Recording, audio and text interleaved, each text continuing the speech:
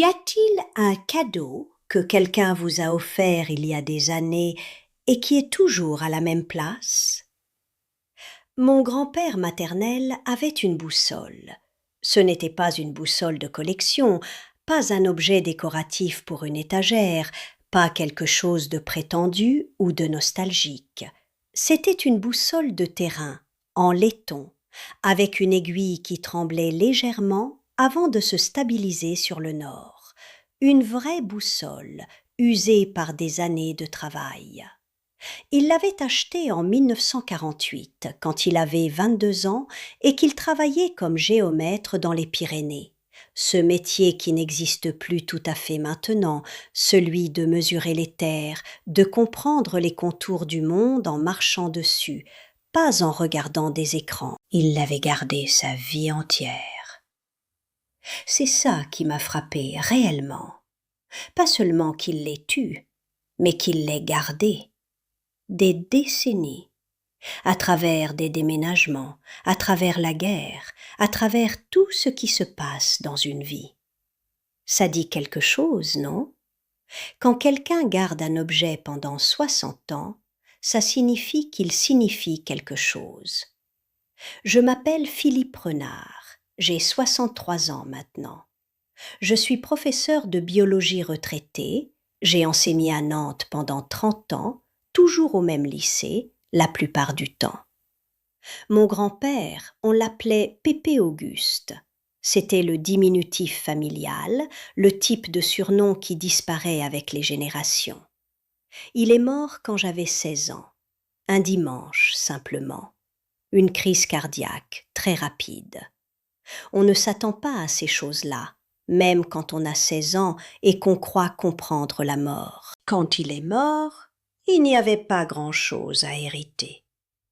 Une vie de travail honnête, discret, sans ostentation. Un petit appartement, quelques meubles de qualité ordinaire, des chaises qui avaient subi des décennies de famille, des outils, des vrais outils, pas ceux d'aujourd'hui qui se cassent après 3 ans. Et la boussole. La boussole qui était restée avec lui à travers tout. Ma mère me l'a donnée, quelques mois après l'enterrement. Je pense qu'elle l'avait gardée auprès d'elle un moment, à se demander ce qu'elle en ferait. Elle ne regardait pas particulièrement vers le nord, elle n'était pas géomètre. Elle me l'a donnée un jour où j'étais dans sa cuisine. Simplement, elle l'a mise dans mes mains. « Pépé Auguste aurait voulu que tu l'aies, a-t-elle dit. Je ne sais pas comment elle le savait, peut-être qu'il le lui avait dit explicitement, peut-être qu'elle l'avait deviné par cette connaissance qu'on a de quelqu'un avec qui on a vécu 40 ans. Je l'ai prise sans trop savoir qu'en faire. J'avais 16 ans. Je portais encore mes cheveux longs cette année-là, j'écoutais du rock progressif, j'aimais Pépé Auguste, mais je ne m'intéressais pas particulièrement aux boussoles. Je l'ai mise dans ma chambre. Plus tard, quand je suis devenue professeur et que j'ai eu un bureau à l'école, puis un bureau chez moi après ma retraite, elle m'a suivie. Elle est dans mon bureau depuis lors. Pas en avant, pas en évidence, sur le côté, à droite du bureau, dans un endroit qui n'est pas exactement décoratif et pas exactement pratique. Elle est là. Depuis 47 ans maintenant. Je m'en suis servi parfois, au fil des années. Des randonnées, oui.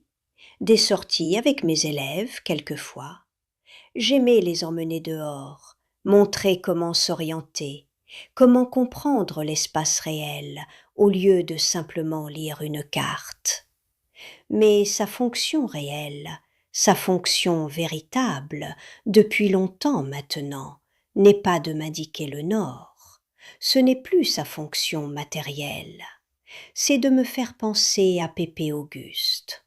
C'est de m'arrêter, quand je travaille ou quand je parcours mon bureau des yeux, et de me rappeler qu'il a existé, qu'il a vu des choses, qu'il a tenu cet objet-là dans ses mains. Ce que je me souviens de Pépé Auguste, ce qui reste, ce que le temps n'a pas effacé, c'est moins des événements particuliers que quelque chose comme une qualité de présence.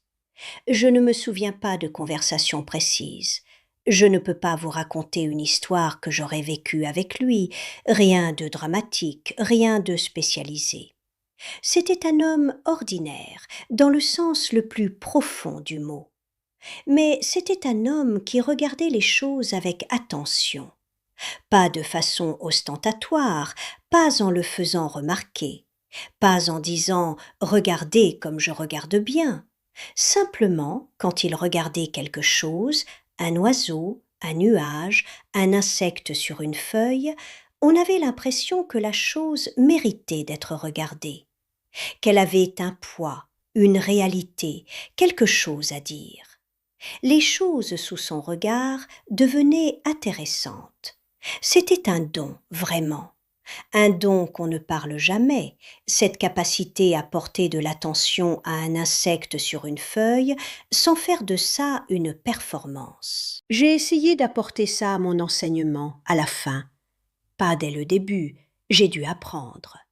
Les premières années, je lisais les cahiers, je donnais les cours, je posais les questions que le manuel suggérait. Mais au fil des ans, j'ai compris ce que Pépé Auguste faisait. La biologie, enseignée par quelqu'un qui regarde vraiment les choses, qui a cette attention vivante, est différente, complètement différente de la biologie enseignée comme une liste de faits à mémoriser. La respiration cellulaire n'est pas la même chose si je la présente comme un processus intéressant versus comme quelque chose à récracher à l'examen. Pépé Auguste n'a jamais fait de biologie. Il n'avait pas étudié. Mais la façon dont il regardait le monde vivant, et la nature, c'est vivant, c'est ça le secret. La façon dont il regardait ça m'a appris comment enseigner vraiment. Il m'a appris sans le savoir. Ma fille Camille a 32 ans. Elle vit à Lyon maintenant, elle a sa vie, sa carrière. Elle s'intéresse peu à la biologie, ce ne lui a jamais parlé, même quand j'essayais de la faire venir à mes cours. Mais elle s'intéresse à l'art, avec une passion réelle, quelque chose de viscéral. Elle est designer graphique. Elle passe ses journées à penser à la forme, à l'espace, à la composition. Un autre type d'attention, un autre type de regard. Quand elle est venue me voir le mois dernier, c'était un dimanche, on avait pris du café, sa mère était là aussi, elle s'est levée à un moment, elle a traversé mon bureau et elle a pris la boussole sur le bureau. Elle l'a tournée dans ses mains en regardant l'aiguille bouger, osciller légèrement avant de se restabiliser vers le nord. Elle a dit « Elle est belle. »« Bah, c'est un bel objet. » Elle a dit « Elle est belle », comme si la boussole était une personne, une présence. Je lui ai raconté Pépé Auguste alors, je lui ai raconté les Pyrénées, les années de travail, l'aiguille qui tremble légèrement avant de se trouver elle-même. Je lui ai raconté que c'était un outil, pas une décoration, et que c'était peut-être ça qui le rendait beau, ce mélange de fonctions et de temps qui le traverse. Je lui ai dit pourquoi la boussole était là depuis 47 ans, dans ce coin du bureau, attendant de faire sens. Elle a écouté avec une attention particulière, le type d'attention qui dit que quelque chose atterrit vraiment, pas qu'on écoute poliment, juste par obligeance familiale. Il y avait quelque chose dans sa façon d'écouter qui me rappelait Pépé Auguste. Puis elle a dit « Tu lui ressembles, tu sais, la façon dont tu regardes les choses. » Je ne savais pas qu'elle avait vu ça. Je ne savais pas que j'avais transmis quelque chose de Pépé Auguste, cette attention, cette manière de poser le regard sur le monde, à travers moi jusqu'à elle. On ne pense pas à ces choses-là. On ne dit pas « Aujourd'hui, je vais transmettre cette qualité à ma fille ». Ça se passe sans qu'on le programme. Ça se passe parce qu'on regarde les choses vraiment, et quelqu'un regarde comment on regarde, et voilà, c'est transmis. C'est ça qui est arrivé, je crois. Pas quelque chose d'explicite, pas quelque chose qui se dit, mais quelque chose qui se vit. La boussole indique le nord, c'est sa fonction matérielle, sa raison d'être. Mais elle indique aussi, quand je la regarde maintenant, une ligne continue. Pépé Auguste, moi, Camille. 3 générations, 3 façons de regarder, celle du géomètre qui mesure le monde en marchant dedans, celle du biologiste qui regarde les cellules et les organismes, celle de la designer qui regarde la forme et l'espace. Mais c'est la même attention finalement, la même qualité de présence. L'aiguille qui tremble et puis se réstabilise. La qualité d'attention qui passe d'une génération à l'autre sans qu'on le planifie vraiment, sans qu'on se le dise, simplement en étant attentif, simplement en regardant vraiment. Abonnez-vous et restez. Laissez un commentaire pour moi. Y a-t-il un objet chez vous qui porte quelqu'un qui n'est plus là? Qu'est-ce qu'il vous dit quand vous le regardez? Qu'est-ce qu'il vous apprend sur cette personne et sur vous-même? Je m'appelle Philippe Renard. J'ai 63 ans. La boussole est à droite du bureau, exactement où elle a toujours été. L'aiguille tremble légèrement avant de se stabiliser.